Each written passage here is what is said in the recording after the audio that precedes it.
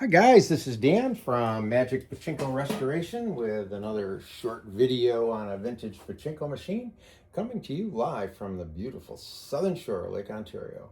It's a hot one today. Ooh, and it's hot in the shop with everything closed up, but I got to do that to get the lighting right and so on and so forth.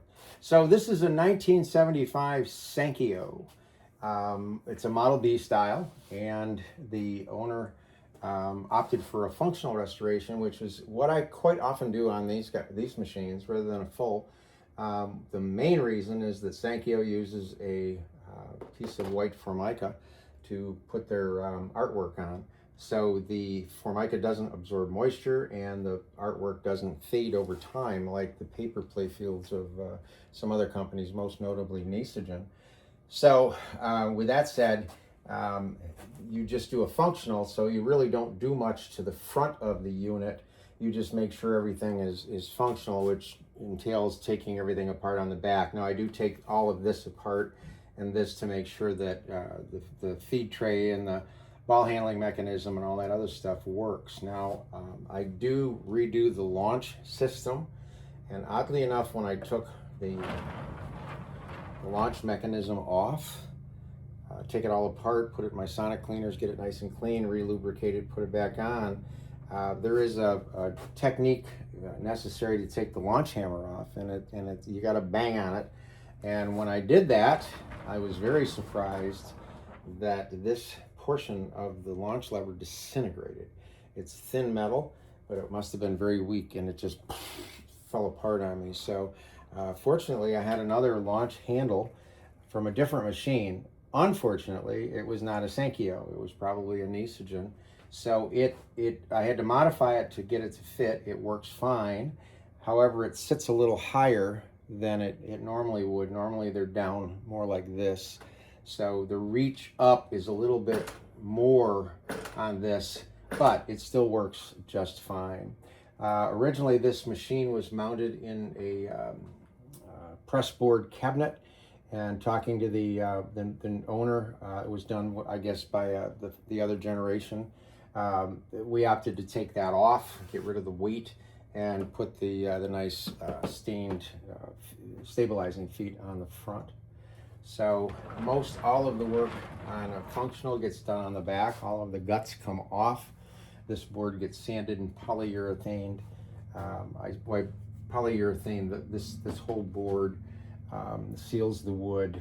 The balls do roll against this wood, so it's nice to get it sanded smooth, get all the crud off of it, and so on and so forth. I really like the Sankyo, this chartreuse color. It's great. One thing that this machine was missing, and that is the lower feed track cover. It's a removable piece, and quite often it is missing. So I did this, and this is simply a piece of vinyl siding.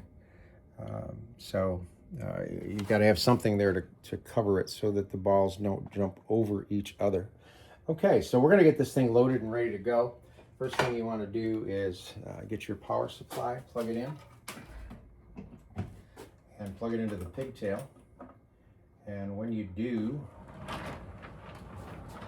you notice that the ball out light is on. The ball out light is dictated by a micro switch back here.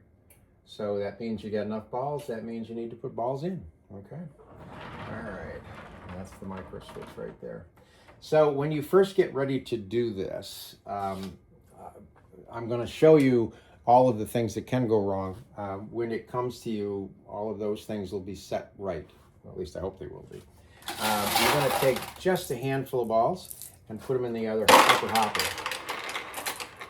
And if they stop right here, that means that the maintenance piece, this little clip right here, is down. So there's two little fangs that go down in there and block the flow of balls. All right, that's a maintenance thing. I can take it out. You can take it out if you want to. I leave it in for authenticity. So all you have to do is flip it back. Now, I'm going to just caution you here. When I flip it back, something else is going to happen. So I'm going to flip it and let them run. If you notice, they came all the way out and fell out of the machine. If that happens, then you don't have the ball dump set properly. So right up here, there are these two white pieces, and if you notice when I push on them, They go way up, and if you can see it up in here, you can see how the ends are tipped down. So watch when I put a couple of balls in. So the weight of the balls just tips them and lets them go down the dump chute. So that's a ball dump.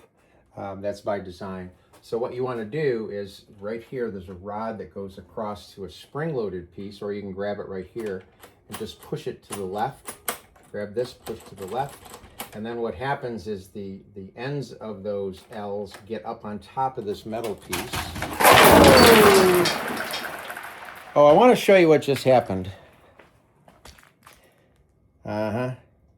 Yeah, okay. Pachinko balls everywhere, and what'll happen is a lot of them will start rolling down. They've already gone. They're trying to get out of the garage. So later on today, I'll be picking up Pachinko balls. It's not the first time it happened, and it won't be the last, I'll tell you that.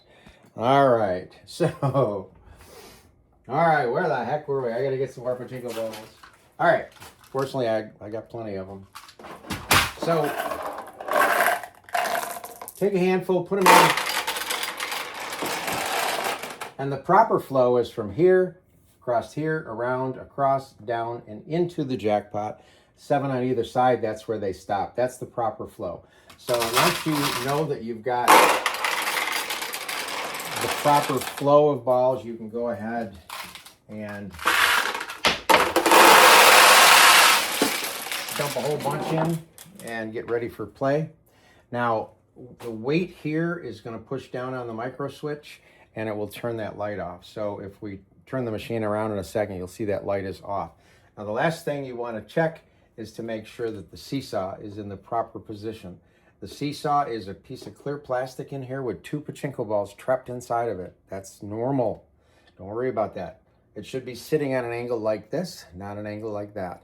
So if it is sitting on an angle like that, you simply push up on this little thing right here. And I forget to put these on, but in just a second, well, actually I can do it now.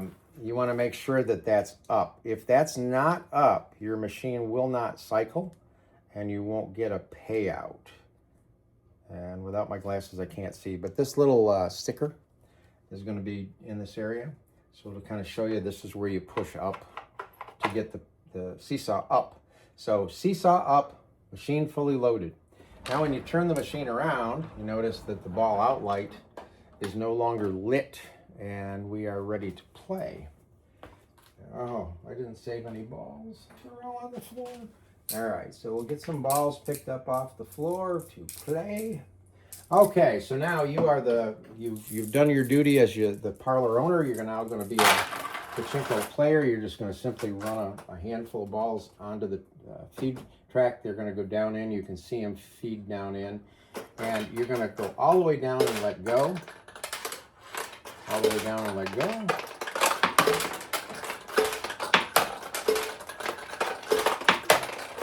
There we go. And there's the wind. Okay. What you're hearing are the balls dropping out of the back of the machine. I don't have the catch boxes back there, so you can hear them drop out of the back of the machine and further fall on the floor.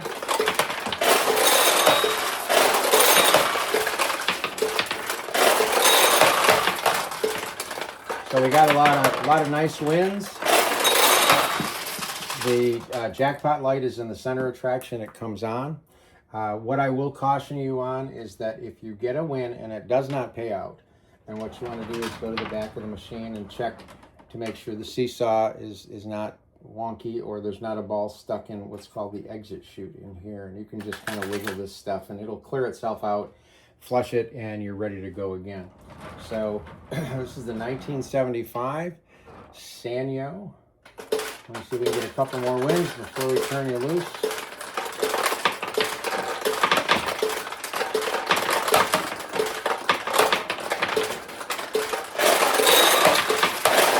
There we go. Hope you like it.